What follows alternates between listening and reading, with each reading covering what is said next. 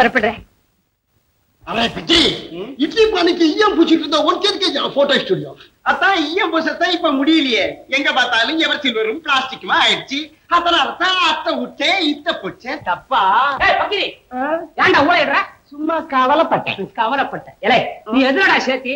ஒண்ணு ஆணா பிறந்திருக்கணும், இல்ல பொண்ணா பிறந்திருக்கணும். இப்படி ரெண்டு கட்டானா சந்தேகத்துல பிறந்து ஏன்டா இப்படி சந்தி சிரிக்க வைக்கிற? அதுக்கு நான் என்ன செய்வேன்? உன்னால என்ன செய்ய முடியும்? இது ஒண்ணு தெரியும் உனக்கு. காலகாலத்துல என்ன கடை முன்னால இவ்வளவு கூட்டம்? அதெல்லாம் ஒண்ணும் இல்லையா, நீ ஸ்டுடியோ சொல்லி போட்டோ எடுத்தோம் ஐயா. இந்த எல்லாம் நல்லாவே எடுக்கலையா? மகர கட்டை எடுத்தா நல்லா அவ்வளவு இல்லையா. இந்த ஆள் போட்டோவை அந்த ஆளுக்கும், அந்த ஆள் போட்டோவை இன்னொருத்தருக்கும் மாத்தி கொடுத்துட்டாயா. ஏன்டா அப்படியெல்லாம் பண்ற? இந்த கடையோட நல்ல பேரே போச்சியா. கண்டும் நிலையில எங்க ஸ்டுடியோ கொடுக்குறீங்க? சொல்லி வித்தையா இவன் கையில விற்கும் போது நல்ல பேர் எடுத்துட்டான் சுத்தமா. தனியா வச்சிருக்க வைக்க போறேன்.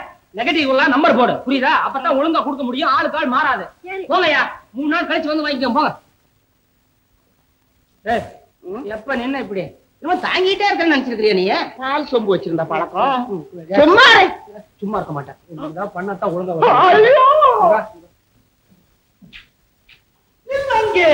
யாரங்கே?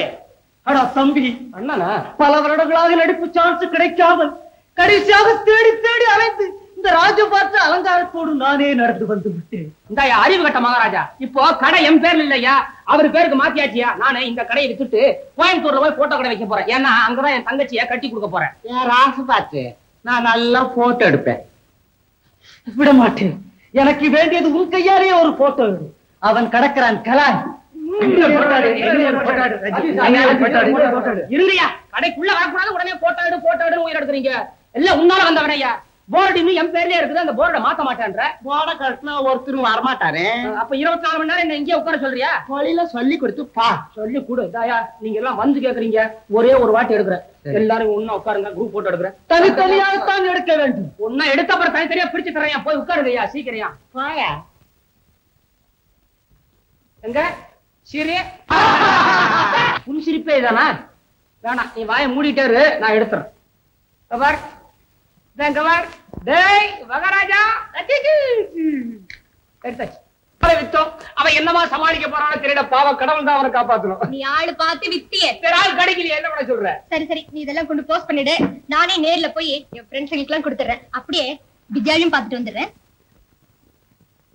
ராகவன் ஸ்வீட் நீ கல்யாணம் எங்க கோயம்புத்தூர்லயா? ஆமாடி, மாப்பிள்ளை வீட்டுலதான். அவரு என் சொந்த மாமாவோட பிள்ளை. எங்க அண்ணனுக்கும் கோயம்புத்தூர்லயே ஸ்டுடியோ வச்சு கொடுத்து அங்கேயே இருக்க சொல்லிட்டாருடி. Very good.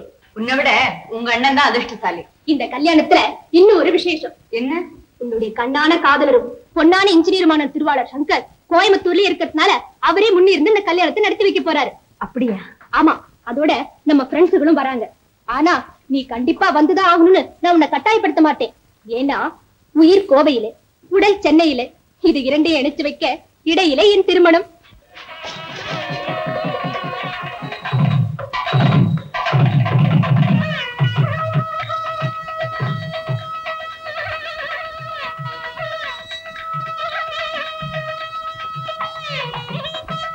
மாப்பிள, கங்க்ராச்சுலேஷன்ஸ். தங்கச்சின்னு இதனால வரைக்கும் பானுவே என் கட்சியாவே நினைச்சிட்டு இருந்தேன். இன்னைக்கு அவளும் கட்சி மாறிட்டா. இனிமே அவ உங்க கட்சி. போட்டோ சிரிக்கிற மாதிரி சிரிக்காம வாழ்நாள் புறாவும் சிரிச்ச முகமாவே இருக்கும்படியா பாத்துக்க வேண்டியது உங்க பொறுப்பு. பாத்துக்க வேண்டியது உன்னுடைய பொறுப்பு. சங்கர் அதுக்குள்ள தூங்கியாச்சா?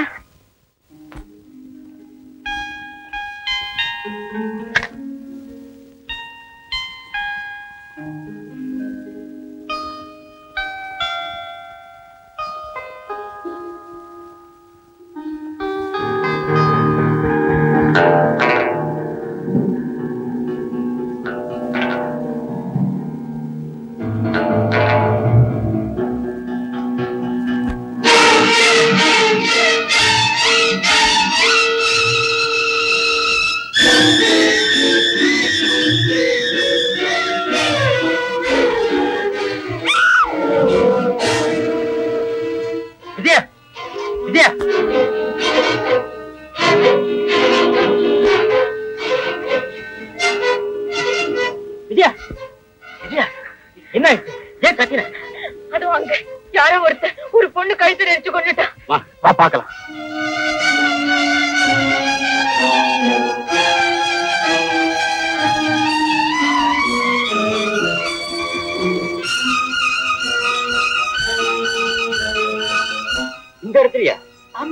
இதே இடம்தான். யாரையுமே காணுமே. இப்பதானே பார்த்தேன், அதுக்குள்ள எப்படி மறைஞ்சா?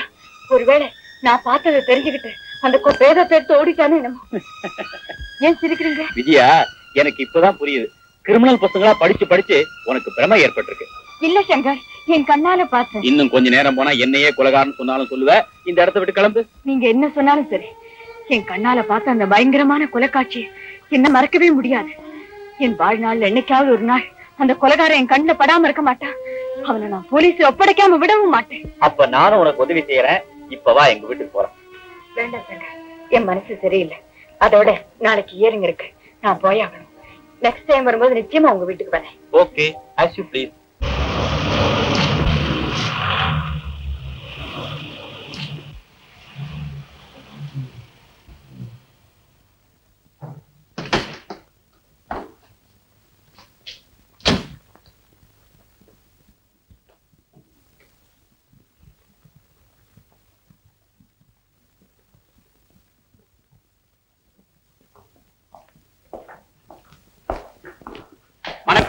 உட்கார். கல்யாண விஷயமா லெட்டர் எழுதியிருந்தாருன்னு சொன்ன பாருங்க, அந்த பெரியவர் இவர் தான். கும்பிடு. வணக்கம். ஏதாவது சாப்பிட்டீங்களா? ஐயாதான் பிரபல நீதிபதி சுந்தரம்னு பேரு. ஐயா அவங்க சமூகத்துல பொண்ணை பத்தி சில வார்த்தைங்க சொல்லணும்னு ஆசைப்படுறேன். தாராளமா சொல்லுங்க. பொண்ணு நாட்டுப்புறங்க, அதனால குத்தம் இல்லை. எழுது படிக்க தெரியாதுங்க, அது ஒரு குறையும் இல்லை. பரம ஏழைங்க. பரவாயில்லைங்க.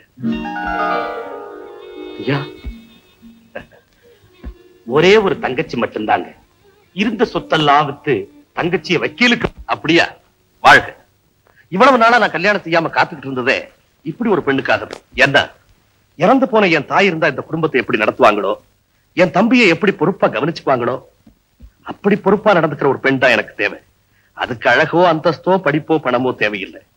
மனசு திறந்து சுருக்கமா சொல்றேனே, இந்த வீட்டுல மனைவிங்கிற பெயரால ஒரு தெய்வம் நடமாடணும். மனைவியை பார்த்தா கணவனுக்கு ஆசை ஏற்படும் சொல்லுவாங்க. ஆனா நான் சொல்றது என்னன்னா, என் மனைவியை பார்க்கும் போது எனக்கு பயமும் பக்தியும் உண்டாகணும்.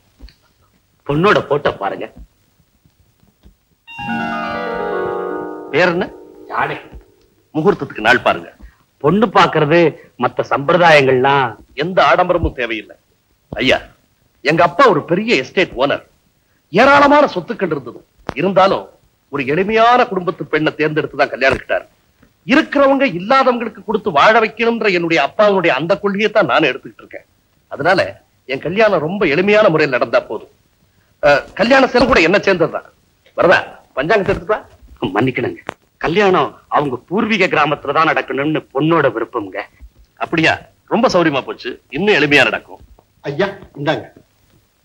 அப்புறம் வேலை பேச வேண்டாம், நாளை பாருங்க. என்னன்னா, எனக்கு தெரியாமலே கல்யாணமா? உனக்கு தெரியாமல? சங்கர், இவங்க தான் உனக்கு அண்ணியா வர போறாங்க. எப்படி? ரொம்பவும் அம்சமா இருக்காங்க.